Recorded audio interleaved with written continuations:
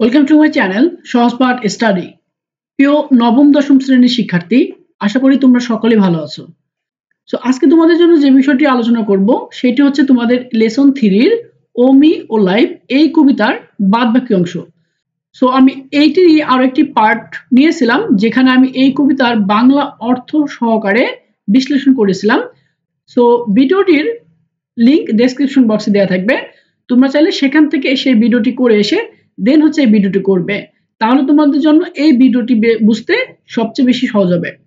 তো এছাড়াও তোমরা যারা আমার ফেসবুক পেজে জয়েন হতে চাও তাহলে তোমাদের জন্য ডেসক্রিপশন বক্সে ফেসবুক পেজের লিংক দেওয়া থাকবে, অথবা তোমরা চাইলে সরাসরি ফেসবুকে গিয়েও সহজপাঠ স্টাডি লিখে সার্চ করলেও পেজটি চলে আসবে।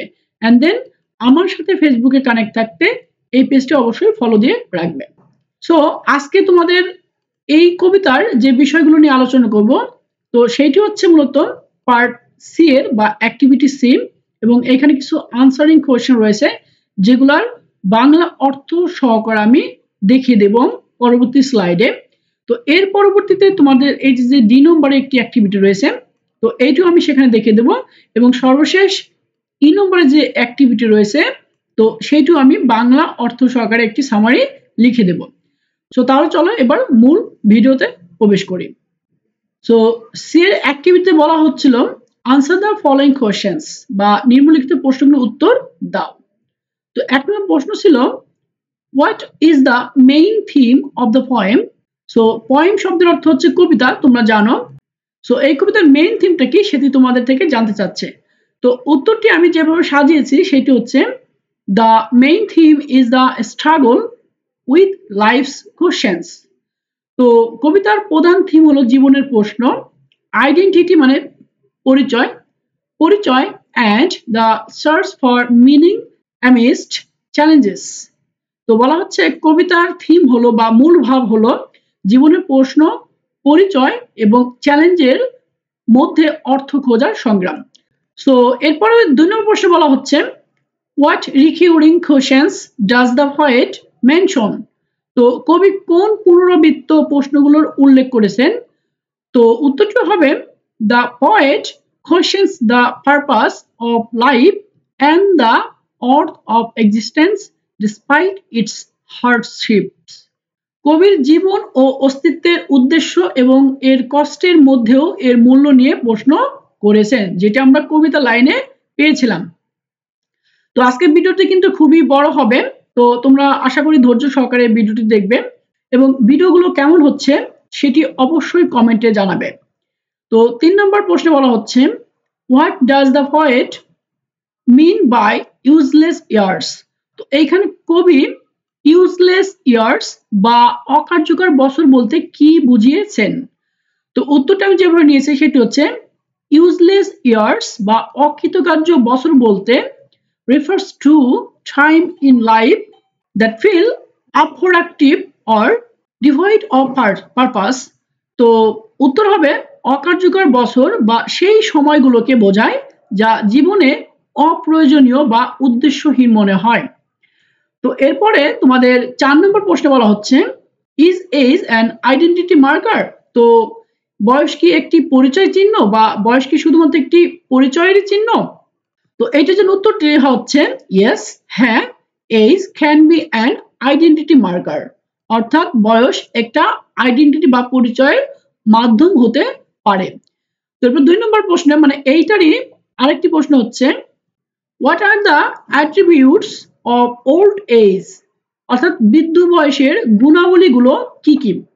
তো এটির উত্তর হবে attributes may include wisdom, experience, but also feelings of despair, of regret। তো বলা হচ্ছে যে গুণাবলীর মধ্যে অন্তর্ভুক্ত হতে পারে জ্ঞান, অভিজ্ঞতা, কিন্তু হতাশা বা অনুশোচনার অনুভূতিও। তার মানে এই 2 নম্বর প্রশ্নের উত্তর হবে এইখান থেকে এইটুকু। সো এরপর 5 নম্বর প্রশ্ন বলা হচ্ছে why do sordid and plodding mean. তো এইখানে সর্ডিড বলতে নিকৃষ্ট বা খারাপ বিষয়কে বোঝাচ্ছে, এবং প্লডিং শব্দের অর্থ বলতে জীর্ণ বা খালি স্থানকে বোঝাচ্ছে। তো বলা হচ্ছে এই সর্ডিড এবং প্লোডিং শব্দের দ্বারা কি বোঝানো হচ্ছে? তো উত্তরটি আমি যেভাবে সাজিয়েছি সেটি হচ্ছে sordid describes something dirty or morally distasteful, অর্থাৎ এই sordid বা নিকৃষ্ট হচ্ছে কিছু ময়লা বা নৈতিকভাবে অস্বস্তিকর বোঝায়, while যখন plodding refers to moving slowly and laboriously, যখন জীর্ণ বা এই প্লোডিং ধীরে ধীরে এবং পরিশ্রমের সাথে চলার বোঝায় বা চলতে বোঝায়। তাহলে আমরা বুঝলাম যে এখানে শর্ডিং বলতে নিকৃষ্ট বিষয়কে বোঝানো হচ্ছে এবং প্লোডিং শব্দের অর্থ বলতে এখানে ধীরে ধীরে এবং পরিশ্রমের সাথে চলার বিষয়কে বোঝানো হচ্ছে। তো 6 নম্বর প্রশ্নে বলা হচ্ছে what faith does the poet mention here. তো এখানে ফেইথ বা বিশ্বাস বলতে মূলত কবি কি উল্লেখ করেছেন বা বুঝিয়েছেন? তো এটি উত্তর যেভাবে সাজিয়েছি সেটি হচ্ছে the poet struggles having faith in the continuity of life and the value of individual contributions. কবি জীবনের ধারাবাহিকতা এবং ব্যক্তিগত অবদানের মূল্য সম্পর্কে বিশ্বাসের কথা বলেছেন। তো এরপরে তোমাদের 7 নম্বর প্রশ্নে যেটি বলা হচ্ছে is there a symbolic meaning of contribute a verse in the last line? অর্থাৎ তোমাদের এই যে কবিতার যে শেষ একটি লাইন ছিল তো সেখানে বলা হচ্ছে contribute a verse অর্থাৎ স্তবকের অবদান বা শেষের একটি যে অবদান ছিল স্তবকে তো সেইটা দ্বারা মূলত কি বোঝানো হচ্ছে?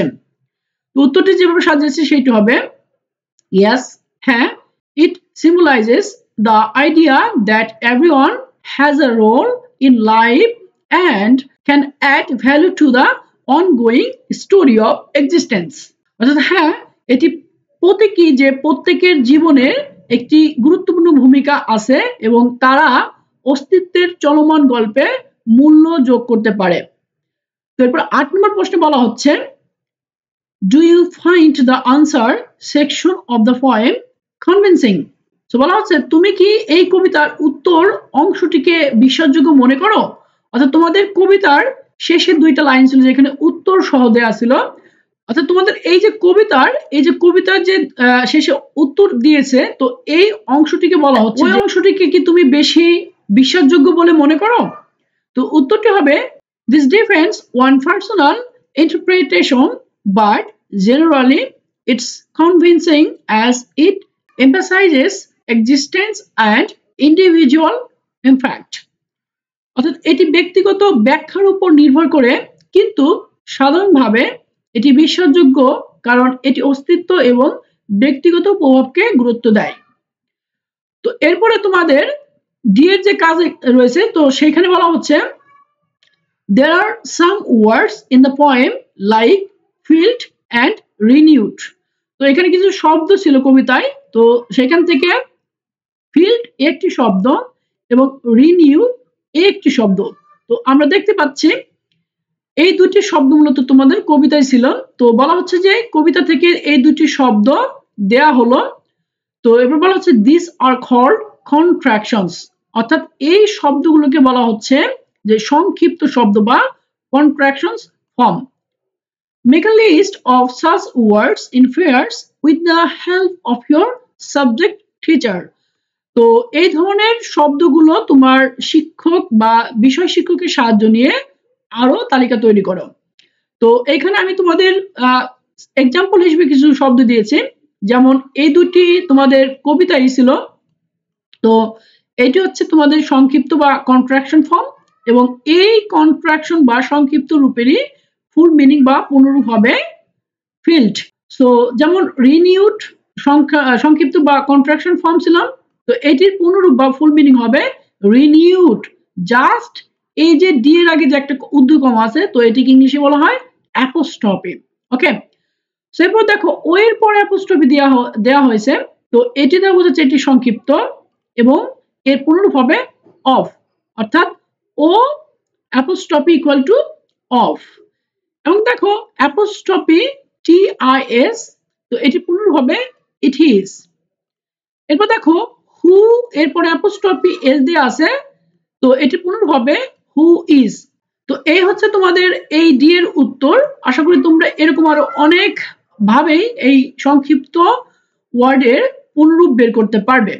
সো এরপরে তোমাদের 5 নম্বরের বা সর্বশেষ যে একটি কাজ ছিল ইতে, তো এখানে বলা হচ্ছে write a summary of the poem and present it in the class.